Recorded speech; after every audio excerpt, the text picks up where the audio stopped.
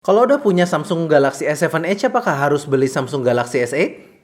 Ini dia videonya.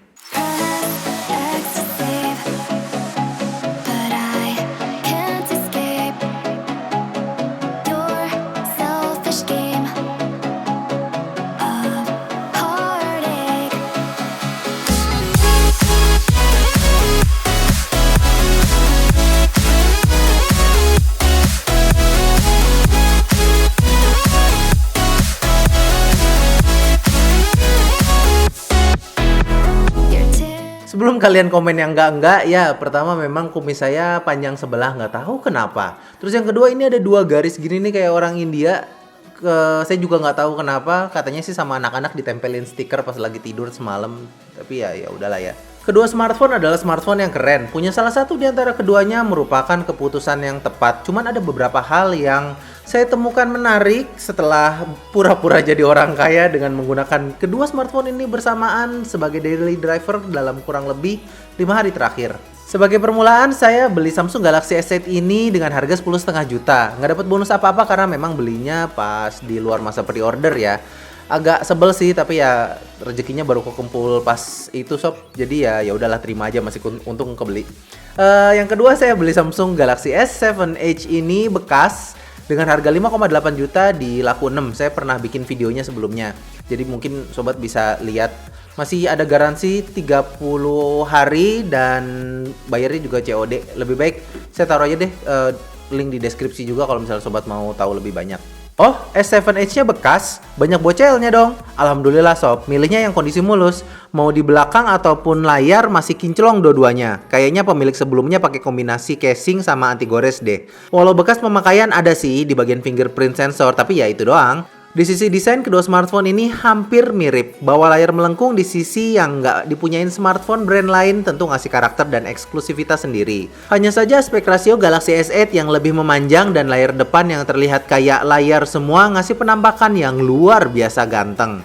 Plus color scheme tampilan depan S8 juga punya kesan rapih karena walaupun model yang saya punya warnanya orchid grey, bezelnya tuh dikasih warna hitam, jadi lebih clean gitu. Beda sama S7 Edge yang kayaknya secara terang-terangan ngasih tahu kalau bezelnya di sini ya segini gitu. Ini jidat gue, ini dagu gue. Sementara bagian belakangnya kurang lebih persis. Bedanya mungkin kalau lengkungan depan dan belakang si S8 terbagi rata dan membulat, S7 Edge lebih banyak lengkungannya di bagian atas dan sisinya jadi lebih lancip. Alhasil, Galaxy S8 terasa lebih natural di tangan, sementara S7 berasa lebih tipis smartphone-nya. Mending mana? Selera aja sih. Kalau saya sih lebih suka S8, walau dua-duanya mengharuskan sobat waspada karena bagian belakang kedua smartphone ini licin gila. Dah gitu, sidik jari gampang banget lagi nempel di smartphone ini. So, di sisi desain saya akan kasih nilai ke Samsung Galaxy S8 karena terlihat lebih keren dan futuristik. Di sisi sensor, bedanya S8 sama S7 Edge mungkin hanya di bagian iris scannernya aja. Kedua smartphone punya fingerprint sensor yang punya kecepatan nggak jauh beda. Bedanya hanya di posisi fingerprint yang nggak lazim di Samsung Galaxy S8. Posisi fingerprint S7 Edge lebih mudah untuk digunakan menurut saya. Meski S8 ada iris scannernya yang terhitung ngebut, cuman ya kayak yang saya dibilang di video review, jaraknya harus pas. Untuk bagian unlock layar ini saya lebih nyaman sama yang S7 Edge tawarkan, jadi 1 poin ke S7 Edge. Di bagian hardware tentu yang datang belakangan akan memiliki keunggulan dalam hal teknologi. Samsung Galaxy S8 menggunakan prosesor Exynos 8895 octa-core dengan konstruksi 10 nanometer FinFET.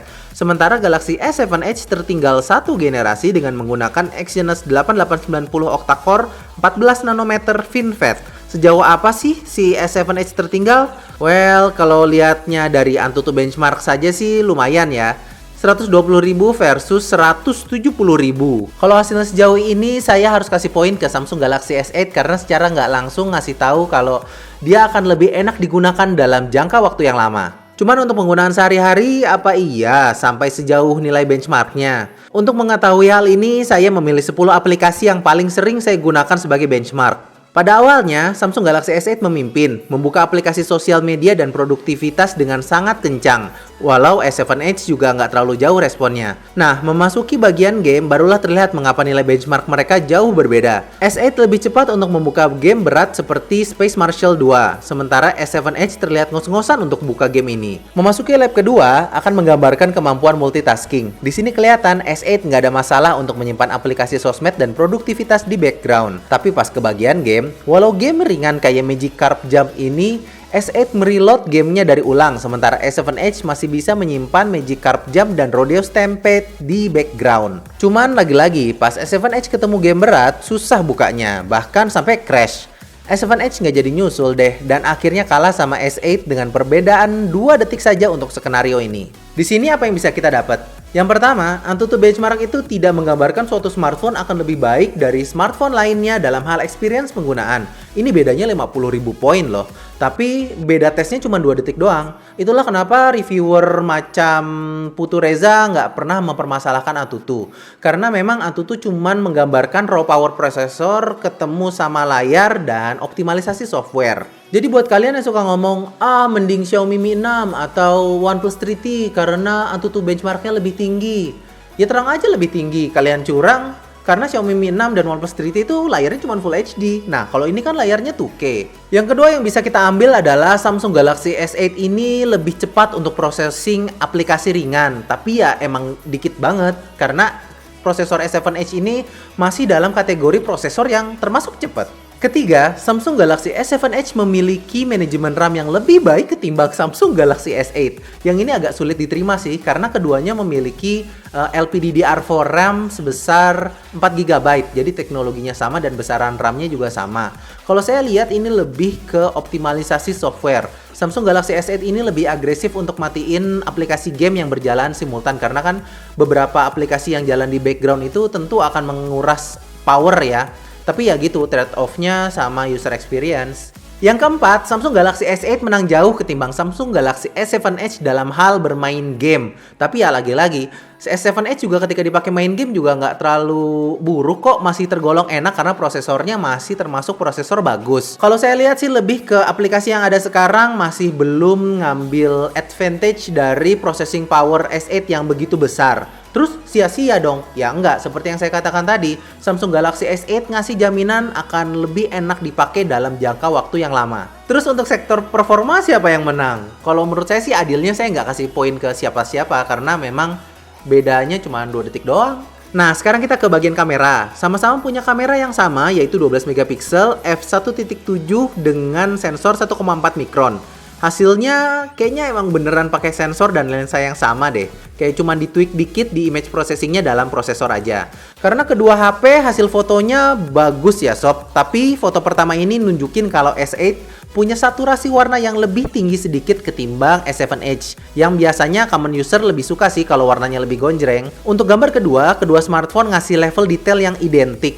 Cuman hasil foto S7 Edge terlihat lebih warm, yang dimana pada saat saya ambil foto ini emang lagi kuning banget mataharinya. Artinya auto white balance di Galaxy S8 bekerja lebih baik. Gambar ketiga di gambar Gundam Zeta ini keduanya ngasih bokeh yang oke banget. Ya salah satu keuntungan pakai ukuran sensor 1,4 mikron. Cuman yang bisa dilihat di sini adalah bagian mata Gundam di Galaxy S8 terlihat lebih terang ketimbang S7 Edge. Artinya adalah dynamic range di S8 sedikit lebih luas. Untuk gambar keempat mungkin ini kelihatan beda. Kontras dari S8 tampak lebih tinggi daripada S7 Edge.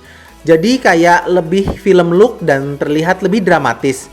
Jelas saya lebih suka S8 untuk foto ini. Gambar kelima ini niatnya nyari perbandingan detail dari gambar bertekstur sih. Cuman hasilnya mirip banget. Paling yang kelihatan beda cuman di warna daun aja. Ya saturasi S8 konsisten selalu lebih tinggi daripada S7 Edge. Gambar keenam sekarang untuk low light-nya. Foto dari S8 sedikit lebih tajam daripada S7 Edge. Bisa dilihat di tekstur yang ada pada Coco Crunch ini. Ini kelihatan sharpening-nya sih, cuman ya jadi emang kelihatan sharp aja kan fotonya. Ini bedanya dikit banget ya sob. Kalau dilihat sebenarnya nggak signifikan sih perbedaannya. Gambar ketujuh masih bahas low light. Ini pas pagi buta ya, makanya sobat bisa lihat langitnya jadi ungu. Di sini terlihat S7 Edge lebih banyak noise. Walau S8 ada juga, tapi tapi kayak udah di softening gitu. Tekstur di pilar juga lebih kelihatan di Samsung Galaxy S8 yang mengkonfirmasi kalau untuk low light S8 memang lebih tajam daripada S7 Edge. Sekarang untuk kamera depannya. Kalau bagian sini beda sih. S8 pakai kamera 8 megapiksel dengan autofocus, di mana S7 Edge pakai kamera 5 megapiksel tanpa hadirnya autofocus. Perbedaannya terlihat jelas. Kalau S8 ngasih hasil gambar yang lebih jernih dan tajam. Warnanya juga nggak kusam kayak S7 Edge. Lebihnya, S7 Edge mungkin di angle-nya yang lebih wide sehingga lebih muat banyak. Ketika foto selfie backlight, S8 lebih memilih untuk ngasih foto overexposed pada background tapi muka kita berada pada pencahayaan yang pas. Sementara S7 sebaliknya, muka kita lebih redup tapi nggak overexposed background-nya. Beralih ke bagian perekaman video, keduanya bisa merekam hingga resolusi 4K. Hasilnya mirip. Cuman bedanya kombinasi OIS dan EIS di Samsung Galaxy S8 menghasilkan video yang lebih stabil. Video ini saya pegang pakai tangan doang ya sob. Kelihatan kan bedanya? Untuk bagian kamera terlihat bahwa Samsung Galaxy S8 ngasih perubahan yang lebih baik ketimbang Samsung Galaxy S7 Edge. Walau untuk kondisi cukup cahaya perbedaannya sangat tipis sekali. Yang kerasa paling beda hanya di bagian kamera depannya yang di Samsung Galaxy S8 sudah pakai resolusi lebih tinggi dan ada autofocusnya. Oleh karena itu, poin meluncur ke Samsung Galaxy S8. Sekarang kita ke user experience. Percayakah sobat kalau misalnya saya lebih sering pakai Samsung Galaxy S7 Edge ketimbang Samsung Galaxy S8? Ya, karena ternyata setelah saya gunakan, Samsung Galaxy S7 Edge itu lebih ngasih kemudahan dalam penggunaan. Yang pertama mungkin ke bagian unlocking layarnya. Coba, dalam sehari sobat berapa kali unlock layar smartphone? Samsung Galaxy S7 Edge itu ngasih fingerprint yang posisinya lebih manusiawi ketimbang Samsung Galaxy S8. Kedua, kalau misalnya lagi nonton video, tombol Bixby ini sering banget kepencet karena saya kira ini tombol buat nurunin volume. Ya, Samsung Galaxy S8 punya tombol dedicated sendiri untuk Bixby. Suatu asisten pribadi dengan kepintaran buatan yang saat ini belum cukup pintar. Ketiga, walau buat buka aplikasi lebih ngebut Samsung Galaxy S8, tapi S7 Edge masih termasuk cepet juga. Itulah kenapa saya kurang setuju sama sobat yang kadang suka ngomong mending suatu merek, karena Antutu benchmark saja tidak menjamin suatu experience akan lebih baik dari suatu smartphone lainnya. Masih banyak faktor lain dan perantal perintil lain yang mempengaruhi sebuah suatu experience. Belum lagi preference pribadi kayak pengennya ukuran yang lebih kecil atau warna yang sesuai sama tas dan lain-lain. Oleh karena itu, untuk user experience saya kasih poin ke Samsung Galaxy S7 Edge. Dan inilah hasil akhirnya. Apakah artinya Samsung Galaxy S8 lebih bagus daripada Samsung Galaxy S7 Edge? Ya, Samsung Galaxy S8 menawarkan lebih banyak hal ketimbang Samsung Galaxy S7 Edge, kayak kamera yang lebih baik, prosesor yang lebih ngebut, dan desain yang lebih ganteng. Walau Samsung Galaxy S7 Edge nggak buruk juga, mungkin lebih tepatnya kayak Samsung Galaxy S7 Edge ini udah ngasih benchmark yang cukup tinggi sehingga bikin smartphone yang lebih bagus daripada ini tuh susah. Kalau sobat mau beli di antara kedua smartphone ini, saran saya sobat ambil Samsung Galaxy S8 karena Samsung Galaxy S8 ini lebih baik di hampir segala sektor. Plus Samsung Galaxy S8 juga punya nilai benchmark yang lebih tinggi, yang artinya nggak akan ketinggalan zaman terlalu cepat. Tapi kalau misalnya sobat saat ini punya Samsung Galaxy S7 Edge, saya tidak melihat adanya urgensi untuk berpindah dari Samsung Galaxy S7 Edge ke Samsung Galaxy S8.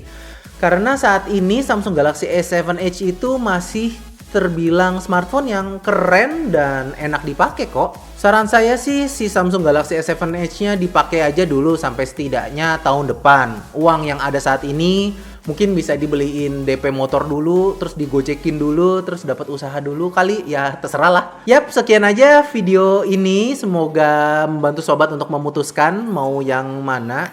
Buat sobat yang cuman bisa nonton doang, belum bisa beli, saya ngerti kok perasaan kalian sob. Saya juga nggak pernah berpikir kalau ternyata saat ini bisa beli ini berdua. Saran saya sih tetap bermimpi untuk mendapatkan smartphone impian. Dan jangan lupa kerja keras dan menabung juga dari sekarang gitu. Saya juga nggak pernah berpikir kalau tahun lalu tuh kalau saat ini saya bisa beli gitu. Jadi ya kere itu memang pencitraan, tapi deep down in my heart kere itu masih ada kok sob. Gue ngomong apaan sih? Yaudah, sekian aja videonya. Sampai ketemu di video berikutnya. Selamat liburan, selamat lebaran. Kita ketemu setelah lebaran mungkin. Bye. Molly out.